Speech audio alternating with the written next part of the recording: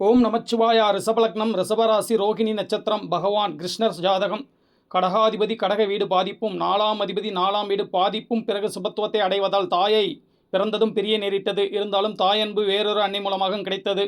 சிம்மம் சிம்மாதிபதி பாவுத்துவம், பிறகு சுபத்துவம். 9ஆம் வீடு பாவுத்துவத்திற்கு பிறகு சுபத்துவம். தந்தையை பிரிந்து இன்னொரு தந்தை அன்பு கிடைத்தது.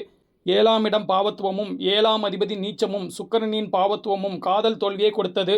லக்னம் லக்னாதிபதி ராசி அதிபதி பாதிப்பு சாதாரண வாழ்க்கையை பெற்று தந்தது. சிம்மம் சிம்மாதிபதி சுபத்துவம் லக்ன வலுவிற்கு ஏற்ப சிற்றரசனாக்கியது. 10ஆம் இட சுபத்துவம் 10ஆம் அதிபதியின் சுபத்துவம் அதிக புகழை கொடுத்தது. 5ஆம் அதிபதி உச்சத்தாலும் பங்கமே அடையாததாலும் மனம் சிறத்தன்மையிலும் புத்திசாலித்தனம் அறிவு அதிர்ஷ்டம் அனைத்தையும் பெற்றுத்தந்தது.